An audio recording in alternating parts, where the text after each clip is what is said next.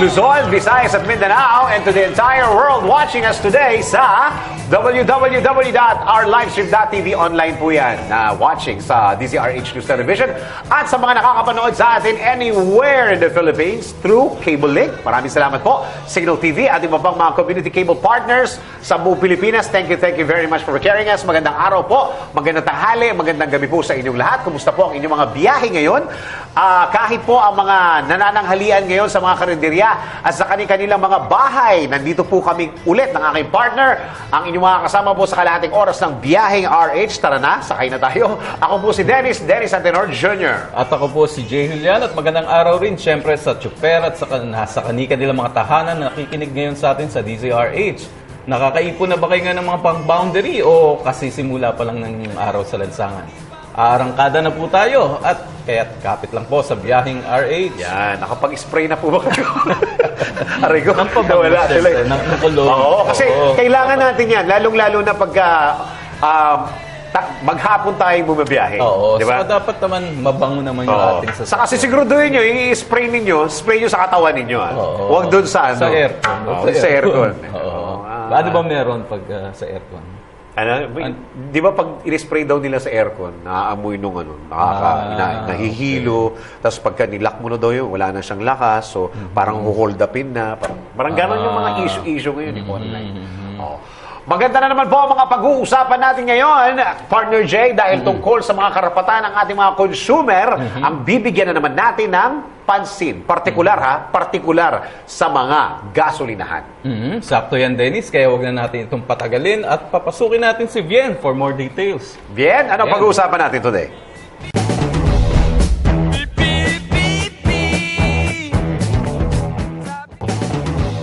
Maraming salamat, Dennis at Jay. At ito nga ang ating pag-uusapan natin for today dito sa Biyaheng RH, ang consumers' rights o ang mga karapatan nating mga mamimili sa anumang mga produktong ating pinurchase anytime and anywhere. Kaya ngayon sa ating mga naririnig or nakikinig sa atin dito sa Biyaheng RH at sa mga nanonood sa atin, ilabas nyo na ang inyong mga papel, pencil at ballpen at ilista ninyo ang mga problema, karaniwang mga reklamo ninyo sa inyong mga nabili o pinagbilhan. Kaya naman, ibalik ko na kila Dennis at Jay para pag-usapan na natin ano-ano nga ba ang mga karapatan natin bilang mga mamimili. Balik na tayo kila Dennis at Jay.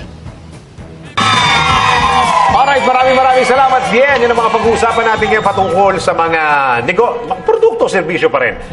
Partikular para sa pinakikinabangan ng ating mga kababayan. Nasa linya po natin ngayon ang Supervising Trade and Industry Development Specialist sa DTI Consumer Protection and Advocacy Bureau. Kasama po natin ngayon sa linya po ng telepono si Mr. Gerald Calderon. Sir Gerald, magandang araw po. Magandang hapon po sa kanilang lahat. Opo, Sir Gerald, if I may ask, ano po yung talagang yung ano po yung serbisyo po na binibigay natin para sa ating mga kababayan, particular po dito sa Industry Development Specialist po? Opo, una po, gusto ko po lamang ipaalam po sa ating pong tagapakinig na po na ang aming pong tanggapan, yung pong Consumer Protection and Advocacy Bureau, ang kanya pong mandato sa aming pong batas ay unang-una kami po yung gumagawa po ng policies, programs related po sa consumer protection at kami po yung bureau na inatasan na gumawa ng mga iba't ibang klase pong mga department orders para po ibaba po namin sa aming pong mga enforcement agencies, yan po yung ating pong mga regional offices at provincial offices para po i-enforce yung aming pong nagawang mga department orders. At isa rin po ang layunin ng aming pong bureau ay yung tinatawag ho naming consumer education. Na kung saan dito namin pong sinishare sa lahat po ng ating pong mamimili ano po ang dapat malaman nila ng kanila pong consumer rights and responsibilities as well, at including po yung dapat nilang matutunan bilang isang mamimili. Tanong ko lang po, medyo na-intriga lang ako doon sa consumer education. Paano po natin ginagawa ito, Sir Gerald? Opo, yung consumer education po natin, ang ginagawa po natin dyan ay nag-guesting po tayo sa TV, radyo. Meron po tayong mga print sa print. Ito ngayon po, ang ginagawa ko po ngayon ay isang consumer education through this sa inyo pong radyo, DZRH. So, kasama rin po natin yung ibang ahensya ng gobyerno. Ano po yung mga kapartner natin dyan, Sir Gerald? Ang mga kapartner po natin dyan, kung ating pong titignan sa ating pong pinaka-biblia, ika nga po ng consumer protection, yung ating pong Consumer Act of the Philippines, nandyan po yung ating pong Department of Health, Department of Agriculture, at iba pong mga consumer-related agencies na kasama po sa ating pong layunin na i-promote ang consumer protection interest ng ating pong mamimili. At hindi lamang po yan, hindi lamang po ang ating pong partner ay ang mga ibang ahensya ng gobyerno. Gayon din po ang nasa pribadong sektor na partner po natin yan sa pagtaguyod po ng consumer protection. Opo. I don't know if this is the right question, sir, no? Pagka may mga reklamo po, ganun po ba? Kayo po yung nag-handle ng mga reklamo po pagdating po sa mga consumer goods and products and services? Opo. Tumatanggap po kami sa DTI po. Yan po yung tumatanggap po ng mga iba't ibang problema na nabili ng isang consumer na violation po sa ating Consumer of the Philippines. Take note, however po, doon po sa Consumer of the Philippines, meron pong 3 ahensya ng gobyerno na nag-i-implement po nito. Yung pong Department of Health, Department of Agriculture, at saka yung pong Department of Trade and Industry. Yung pong sa DOH, ang kanya pong ini-implement po dyan, kung meron pong violations of Consumer Act, sang-ayon po sa produkto ng medisina, yung pong mga cosmetics, yung pong mga hazardous substances na sinasabi nila, tsaka mga medical devices. Doon po naman sa Department of Agriculture, lahat po ng produkto na concerning po sa agrikultura. Tulad po ng mga fertilizers, mga feeds, yung pong mga ating po mga raw foods or products, at yung pong all other po na produkto na hindi po under po ng nabanggit kong ahensya ng gobyerno, sa DTI po siya. Pinakikinggan ko lang kayo, Sir Gerald, parang kinukwento nyo palang pagod na ako sa lawak ng trabaho ninyo. Oo, Grabe. Tama po yan. Ang sabi nga ho nila, kung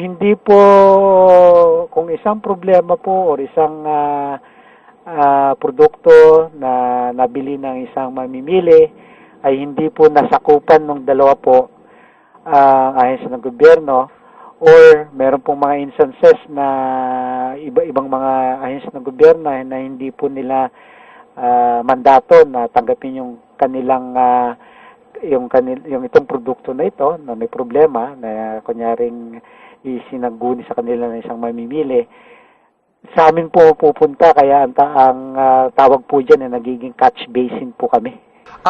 Sir, masyado lang ako nalalawakan. Pagka may problema ho sa produkto ito i-generalize ko na, sir, ha? Pagdating sa produkto sa mall, sa tindahan, sa mga gasoline stations, especially dun sa lahat ng mga convenience store na may binibigay na mga produkto, covered nyo pa rin ho yun? Generally po, covered po yan. Except lang po yung sinasabi ninyong gasoline station. Ano po ulit yun, sir? Pakiulitan po. Lahat po ng tindahan na nag-engage ng business, yung nabanggit po ninyo, ay maaari pong sakupin ng DTI yan. Except lang po doon sa nabanggit nyong gas station. Okay. Bakit naman po, sir, if I may ask? Meron kasing mga instances na sa gas station kunyari, Oo. kung ito ay meron pong nasasakupan po niyan ay ibang departamento, yung tinatawag po nating Department of Energy. Opo. Pero po yung tinatanong ko... Meron po silang activities Opo. na if concerns marketing, sa amin po siya magpo-fall. Pero sir, yung tinatanong ko po, yung mga convenience store, mga restaurants po sa loob ng mga gasoline stations, DOE po ito? Hindi po. Generally, sa amin po lang. Okay. Pero merong certain exceptions po doon sa rule. Like say, for instance, doon po sa nabanggit ninyo, yung sa gasoline station, Opo. generally sakan po siya sa DOE, Department of Energy. Pero doon po sa marketing aspect, like say for instance, may mga instances, yung mga petroleum companies, Opo. gusto nila mag-promo, Opo. kailangan po silang kumuha sa amin ng permit. Sa inyo rin dumadaan pagka marketing mga marketing activities nila when it comes to yung pamimigay ng ganito, pamimigay ng ganyan. So opisina nyo rin po yung nag-aasikaso nun. Correct po siya. Okay. Pero nabanggit nyo naman po, meron pa kayong nabanggit kanina, yung restaurant, kung ito ay concerning po ito doon sa, kunyari, meron siyang sa sanitation, hindi po sa amin, sa LGU po siya. Okay. Parang local. All others po sa amin. Opo. So kahit saan mang itong mga nabanggit natin na may problema po sa produkto, alisin na natin yung serbisyo para medyo mas maano. Pagka-produkto, sa inyo po pupunta. It's either magagaling po sa mga tindahan, sa mga convenience store, saan man siya nakatayo, kahit na nasa loob siya ng gasoline stations, hawak po ninyo. Sa general loan po. Opo. Ito po si partner Jay ko po mayroong katanungan. Sir Gerald, si Jay Julian. Tanong ko lang, pag sinabi nating consumer protection, ano yung tinitingnan natin? Yung quality at presyo ba ng mga produkto at serbisyo? Pagka sinabi po ninyong consumer protection, Sir Jay, napakalawak po nito eh. Ang una po kasing tinitignan dyan po niya, at most particularly na sabihin natin nakafocus lagi ang mamimili tulad natin. Unang-una po is yung presyo. Di ba? Yung quality or kalidad ng produkto or yung paano nagawa ito. May sira ba siya, wala. Yung pangalawa, it's yung warranty. Pangalawa, it's yung kung ano yung nakikita natin doon sa isang produkto tulad halimbawa ng kanyang labels, ingredients, brand, expiration. Yan po ang karaniwan na nare-receive nating complaints. Sir, sinabi niyo yung quality, meron ba tayong parang testing ng mga produkto para masabi natin na ito pumasado sa kalidad? Safe. Opo. Meron po tayong testing, meron pong nakikita po ninyo ito doon sa kung talagang ito po ay dumaan sa proseso ng pagtitest natin, kung ito po ay under po ng DTI na produkto. Pagka ang isang mamimili gusto niya kung bumili ng appliances, kailangan ang unang titignan nyo dito kung talagang as a measure to say that talagang na-test po ito is yung tinatawag nating PS mark or ICC mark. Ayun ang tignan po nila. Ibig sabihin ho nito, yung mga produktong meron pong nakatatak o may level na PS or ICC mark ay nag-undergo yung tinatawag nating mandatory product certification scheme ng DTI. Ang i-issue po nito in particular yung pong ating Bureau of Product Standards. Apo. Sir Gerald, doon pa rin ako sa sinabi ko, nalalawakan ako doon sa trabaho ninyo. Talagang malawak po ang trabaho po ng catch basin po tayo eh. Oo nga. Siguro, the next possible question will be, is there enough staff or workforce na pwede po mag-alaga ng lahat ng reklamo? Pag sinabi po natin yung buong Pilipinas yung covered po ninyo, sir? Opo, buong Naku po. Pilipinas. O, meron ho ba tayong, ilan na ho ba yung kaso na nakasampa ngayon? Ilan yung reklamo? Kasi kung buong Pilipinas ho pinag-uusapan natin, alam nyo naman ho ang Pilipino, natural ho sa atin ang pagiging reklamador. Totoo po yan.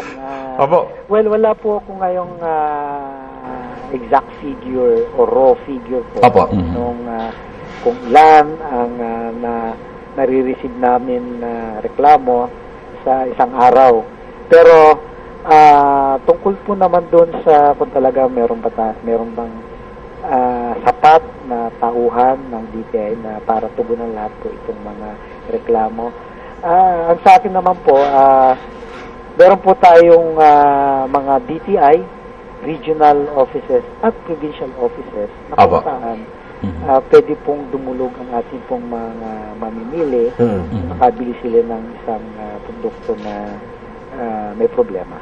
Opo. So, paano po yun? Sir, may habol ko lang.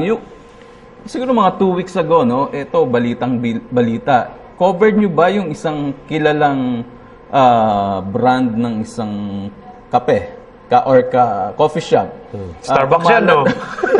Kumalat ito sa social media na may nagre-reklamo na isang customer. Yung ba sakop nyo pag ganun? Kung yung coffee shop ay kunyari ang kanyang violation is madumi, yung kanyang sinerve sa kanya na kape, or medyo ang kanyang problema ay na tungkol sa sanitation or health ng yung lugar. Hindi po sa amin yon. Pwede niya kong idulog sa kanyang local government unit na kung saan nakatayo yung isang coffee shop na yan. Sir, wala na tayo masyadong oras. Bibigyan ko lang kayo ng isang maintrigang question, Sir Gerald, ha? Sige po. Huwag kayong magagalit, sir, ha? Talagang maintriga yan, sir. Hindi ko kasi, alam niyo ho naman siguro yung nangyari doon sa, yung balita doon sa hoverboard. Di po ba? Opo. Nagpalabas po ang DTI doon na wag na munang bilhin dahil ito po ay hindi isang laruan.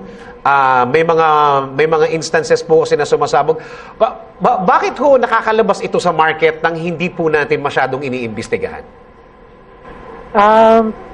Kasi yan, nagsimula po ata yan ng, kasi hindi po ako directly involved po doon sa investigation. Marami na rin po kami kasing re-receive na complaints na ganyan na natutugunan. Ang problema po kasi dyan, sir, is kulang po yung kanyang label na dapat nakalagay doon sa kanilang mga marketing. So, hindi na po natin namomonitor ito pag ito'y lumabas sa market, sir, no? Hindi na po yan. Pero meron tayong post-market monitoring na tinatawag. Okay. Na kung saan kung may mga ganitong problema, ang ating pong enforcement team ay dinidispatch po natin at pupunta po sa mga tindahan. Okay. Sir Gerald, di na po namin kayo masyadong iistorbohin. Alam po namin na nasa bakasyon kayo. Pasensya na po kayo. At maraming salamat sa pagtanggap po ng tawag po namin. Ano po yung pwede nating i-impart? Parting shot po natin para sa mga kababayan po natin. Opo. Unang-una po sa lahat, gusto po magpasalamat po sa inyo, sir. Si Sir Jay at si Sir Dennis for giving us the opportunity po para ma-share po kung ano yung mga programs and policies po ng DTI. Unang-una po, bilang isang consumer, kailangan lagi po tayong mausisa at manaliksik po tayo kung ano yung dapat nating bibilhin at bibili lang naman tayo kung ito ay safe. Tignan natin lagi yung nasabi ko kanina na PS at saka ICC mark. Yun lang po. Maraming salamat po, Sir Gerald Calderon po. Thank you very much for your time. Thank you very much, Mr. Gerald Calderon, Supervising Trade and Industry Development Specialist, DTI Consumer Protection and Advocacy Bureau. Ayan. Ayan, partner. Medyo malinaw na. Sa pagbabalik po natin, kausapin naman natin from the private sector. Oo, may bisita Okay. tayo mamaya ulit. Oo, ganda nitong bisita natin. From PTT ulit yan. From PTT. Okay, sa pagbabalik po ng Biyahing RH, babalik po kami. Diyan lang kayo. Sabi kayo, tuka kayo'y maibig.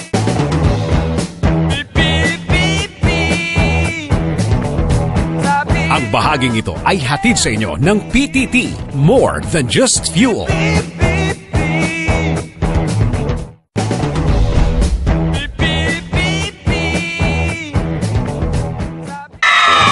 Alright, tuloy-tuloy po ang Biyahing RH. Meron tayong kasama ngayon. Pakilala na natin. Napakagandang dilag na ito mula sa PTT. Ano? Partner, Siya yung Business Partner Development Supervisor ng PTT Philippines, si... I love the name. Oo, Dulce Amor Bubot Santos. Yan. Good afternoon. Hi, Dulce. Ganda ng pangalan mo, Dulce Amor. Swerte ng PTT.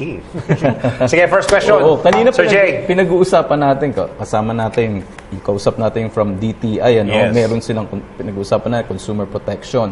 Pagdating naman dito sa station, pag sabihin natin gasoline station ng PTT, ano, paano naman natin pinoprotection na naman yung mga consumer? Especially ngayon kasi usong-uso ngayon, hindi lang gasolinahan eh. Ang mga gasoline station Dami ngayon, na. nagtatayo ngayon, may tinatawag, may mga locators ngayon dyan, may mga iba-ibang klaseng mga restaurants yan, coffee shop. Kayo ba sa PTT meron bang ganon? Paano mga safety net sa ginagawa para din ma-protectionan yung mga consumer na pumupunta sa inyo? Actually, sir, for the yung mga collocators natin, kasi third party kasi mostly sila.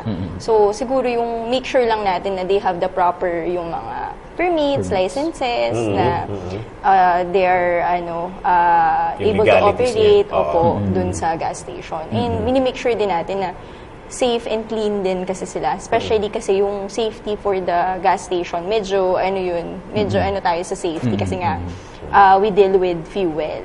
So yun lang. Delikado yun, di ba? Yes, Like sir. yung PTT kasi meron din yung meron din kayong coffee shop, di ba? Yung Cafe Jungle. Currently, sir, we have Cafe Jungle. Mag-o-open tayo ng another 2 this coming March.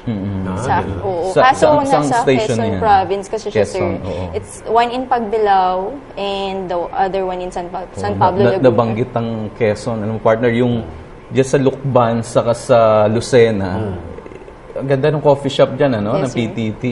Parang pattern talaga yan dun sa coffee shop na nasa Thailand, ano? Opo. So, maganda talaga.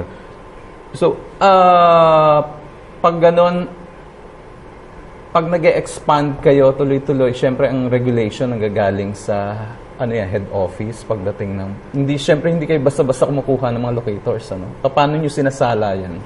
For the Ano yung sabihin ng locator? So yung mga Sorry.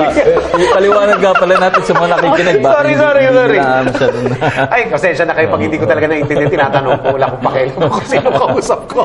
Sir, kasi mostly for the company-owned stations, meron kaming mga commercial space. So, Okay. dito po kami pumapasok. So, Okay. kami yung nag-handle nun. And kami rin yung responsible na humanap nung business partner na. We call them business partners. Okay. Eh. Yung mga mag-lease, yung mga Yes, magre-renta sir. sa loob ng Opo. gasoline station. Okay? We make sure na compatible din siya sa gas station namin. At the same time, syempre, hindi din kami kukuha ng competitors. So, yun. So, paano yung compatibility? Teka muna, ano muna yung locator? Sige, tuloy mo lang. Sir, yung tinatawag namin locators. Yung mga nag-umuupa sa yung mga amin. nag-release. Sila yung mga kliyente nyo, kumbaga, Yes, sir. na pumapasok sa loob. Pero syempre kasi pag once na nag-list sila doon sa area nyo, parang na-identify yan doon sa Correct. PTT. Oo, Yes, sir. So kasama na. talagang Actually, ang opo. regulation dapat talaga mahigpit, ano? Oo. Pati siguro ang pagsala nyo kung sino yung dapat na yung tatanggapin na mag-release yan. May binanggit ka kanina, Yes, sir. na parang matching. Paano nyo na minamatch yun sa, kunyari, sa isang gasoline station? Pwede bang pumasok yung dyan? Casino? Mini casino? Uy, sa States, gano'n Yung mga... Pwede ba yun? Sa Las Vegas, Tanong di ba? na. Ultimo nga mga maliliit na gasoline station, merong mga mini casino doon.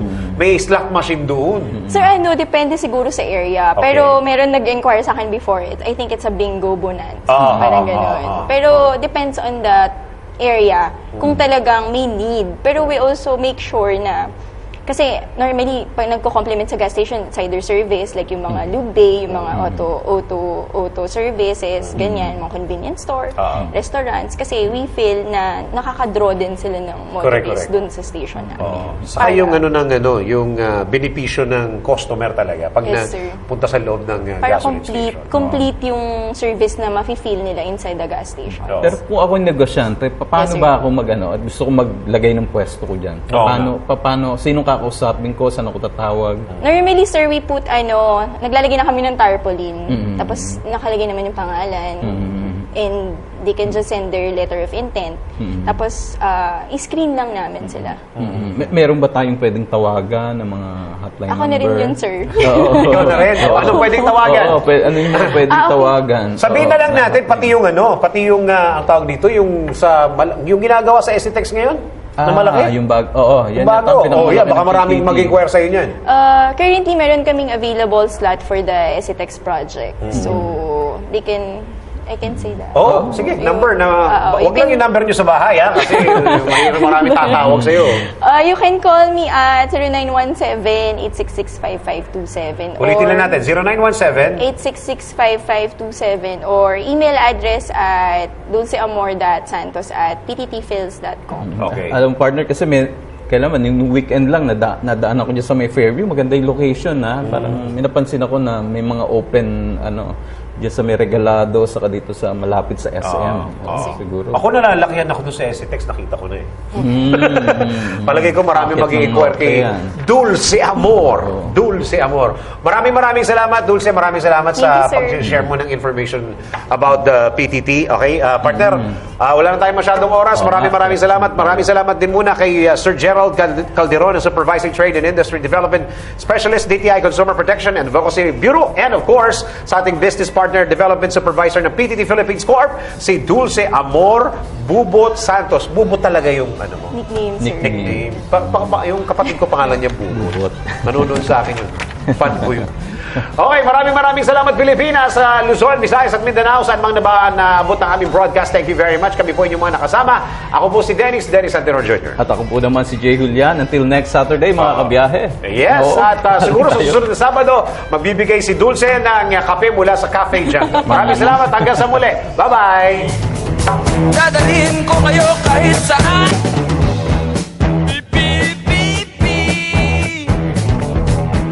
Ang bahaging ito ay hatid sa inyo ng PTT, more than just fuel.